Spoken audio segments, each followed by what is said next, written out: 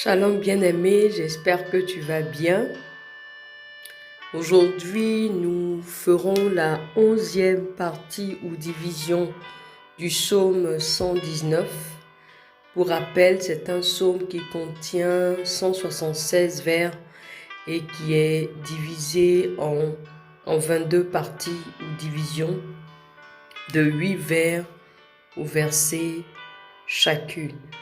Et aujourd'hui, notre proclamation porte sur les vers 81 à 88. Dans ce passage, nous voyons un David qui crie au Seigneur pour sa délivrance. Un David qui demande à Dieu d'intervenir incessamment afin de le sortir de la situation dans laquelle il se trouve. Une situation dans laquelle il est à la merci de ses persécuteurs. Mais ce qui est remarquable dans ce passage, c'est que David, malgré tout, a confiance en la délivrance qui vient de l'Éternel. Il croit en la parole de Dieu, il croit en ses promesses.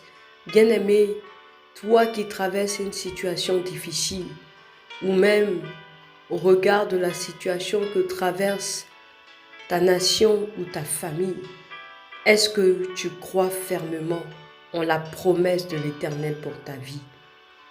Est-ce que tu crois en ce qu'il a dit qu'il va te guérir? En dépit de la progression du mal qui te ronge, est-ce que tu crois que celui qui a dit qu'il est le Dieu qui te guérit effectivement? Bien-aimé, en dépit de la pression que tes proches ou ta belle famille ou tes amis exercent sur toi parce que tu n'as pas d'enfant, est-ce que tu crois toujours en la promesse de l'Éternel? Est-ce que tu tiens ferme à cette promesse-là? Est-ce que tu t'attends réellement au salut de l'Éternel ou tu as commencé à promener des regards vers d'autres sources qui pourraient t'apporter le salut? David nous dit, lorsque l'épreuve devient ou de plus en plus pressante, oppressante, lorsque les gens qui nous persécutent, qui nous fatiguent, que ce soit des esprits ou des personnes, se montrent de plus en plus menaçants, nous n'avons qu'à nous attacher à cette parole, à croire que l'Éternel qui a dit qu'il va nous délivrer le fera. Quelle est la révélation que tu as reçue du Seigneur? Quelle est la promesse de Dieu pour ta vie, pour ton travail, pour ta famille, pour ta nation? Quelle est cette promesse à laquelle ton Dieu t'invite à t'attacher en dépit de tout ce que tu vois se manifester autour de toi? Lorsque l'épreuve se fait de plus en plus pressante, garde les regards fixés sur ton Dieu et crie encore à lui, encore plus fort, comme David le fait dans ce passage de Psaume 119, les versets 81 à 89. Proclame avec moi ce passage pour dire à Dieu, Seigneur, l'épreuve devient de plus en plus pressante. Seigneur, les persécuteurs se montrent de plus en plus menaçants. Ne nous abandonne pas. Tu diras à ton Dieu, je m'attache à ta parole. Je crois fermement que tu es le Dieu de ma délivrance et je m'attends à toi. Proclame avec moi. Dis à ton Dieu, mon âme languit après ton salut. Dis-le de tout ton cœur. Dis à Dieu que tu t'attends, tu soupires après son salut. Tu attends incessamment, tu attends impatiemment qu'il puisse te sauver. Proclame-le encore une fois. Mon âme languit après ton salut. J'espère en ta promesse. Vers 82. Mes yeux languissent après ta promesse. Je dis, quand me consoleras-tu? Bien-aimé, demande cela au Seigneur. Quand est-ce qu'il va te consoler? Dis-le avec David. Mes yeux languissent après ta promesse. Je dis, Seigneur, quand me consoleras-tu? Tu peux le dire aussi, quand me guériras-tu? Ou quand me donneras-tu cet enfant? Quand m'ouvriras-tu cette porte d'affaires? Seigneur, quand me donneras-tu ce qu'il faut pour ma consolation? Parle à ton Dieu de tout ton cœur. Nous poursuivons. Car je suis comme une outre dans la fumée, je n'oublie point tes statuts. Quel est le nombre des jours de ton serviteur? Si tu es une femme, tu le dis, de ta servante. Quand feras-tu justice de ceux qui me persécutent? Autrement dit, David dit à Dieu, Seigneur, tu sais que je n'ai pas une éternité à passer sur cette terre. Tu sais que mes jours sont comptés. Alors fais vite pour me délivrer de mes persécuteurs. Disons-le au Seigneur. Quel est le nombre des jours de ta servante ou de ton serviteur? Seigneur, combien de jours, de mois, d'années tu m'as destiné? Quand feras-tu justice de ceux qui me persécutent? Dans ma famille, dans mon foyer, dans cette nation, Seigneur, quand feras-tu justice? Poursuivons. Des orgueilleux creusent des fosses devant moi. Ils n'agissent point selon ta loi. Oui, l'objectif de l'ennemi, c'est de te détruire. Jésus l'a dit, le mercenaire ne vient que pour voler, pour égorger, pour détruire. L'objectif du diable, c'est de te tuer, c'est de t'anéantir. Dis au Seigneur, des orgueilleux creusent des fosses devant moi.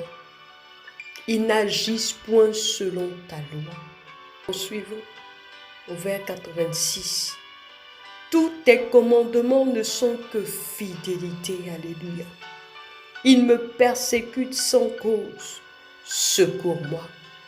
David dit, je sais que tu es fidèle. Je sais que tu es fidèle. Seigneur, je n'ai rien fait pour qu'ils me persécutent. Alors interviens. C'est ta parole qui le dit. La malédiction sans cause n'a point d'effet. Rappelle cela au Seigneur. Dis-lui encore. Tous tes commandements ne sont que fidélité. Ils me persécutent sans cause. Secours-moi. Poursuivons au vers 87. Ils ont failli me terrasser et m'anéantir. Et moi, je n'abandonne point tes ordonnances. L'objectif du diable, c'est que tu renies le Seigneur. Ce que tu abandonnes sa voix, c'est que tu arrêtes de le servir. C'est que tu arrêtes de l'honorer avec tes biens. C'est que tu arrêtes de le louer. Est-ce que tu vas laisser l'ennemi arriver à ses fins? Bien-aimé, proclame encore avec moi le vers 87. Ils ont failli me terrasser et m'anéantir. Et moi, je n'abandonne point tes ordonnances. Lui dis à Dieu, je n'abandonne point ta louange. Dis-le encore, je n'abandonne point ton service. Dis au Seigneur, je n'abandonnerai point l'œuvre à laquelle tu m'as appelé. Seigneur, je n'abandonnerai point. Parle à ton Dieu. Quelle œuvre à laquelle tu as appelé et pour laquelle l'ennemi te met la pression? Proclame que tu n'abandonneras point. Même s'ils ont failli t'anéantir, tu demeures ferme et tu continues à marcher selon la parole de Dieu et à le servir. Nous terminons avec le vers 88. Rends-moi la vie selon ta bonté. Proclame-le. Rends-moi la vie selon ta bonté, Seigneur. Dis-le encore une fois. Rends-moi la vie selon ta bonté, afin que j'observe les préceptes de ta bouche. Dis au Seigneur une fois. Rends-moi la vie selon ta bonté, afin que j'observe les préceptes de ta bouche. Bien-aimé, si tu n'as pas la vie du Seigneur, comment est-ce que tu pourras observer ces préceptes? Si tu as besoin de santé, dis à ton Dieu, rends-moi la santé selon ta bonté, afin que j'observe les préceptes de ta bouche. Alléluia. Si tu as besoin de l'enfant, dis-le au Seigneur, rends-moi cet enfant selon ta bonté. Accorde-moi cet enfant selon ta bonté, afin que j'observe tes préceptes. Tu as besoin de paix, tu peux le dire. Rends-moi la paix selon ta bonté, afin que j'observe les préceptes de ta bouche. Quel est ce à quoi ton cœur aspire? Quel est ce pourquoi ton cœur soupire? Dis au Seigneur, en t'appropriant le vers 48, dis-lui, Seigneur, rends-moi cette vie, rends-moi cette paix, rends-moi cette prospérité, rends-moi cette bénédiction, afin que j'observe les préceptes de ta bouche. Amen. J'espère que tu as pu faire cette proclamation avec moi. Ne perds pas courage, quelle que soit l'adversité, demeure fermement attaché à la parole de Dieu et à l'œuvre à laquelle il t'a appelé. Car notre Dieu est fidèle à ses promesses. Il a promis te délivrer, il le fera. Il a promis ne pas t'abandonner, il ne t'abandonnera point. Il a promis te donner ce que tu désires, il te le donnera. Crois fermement cette fidélité. Le diable est un menteur. Shalom.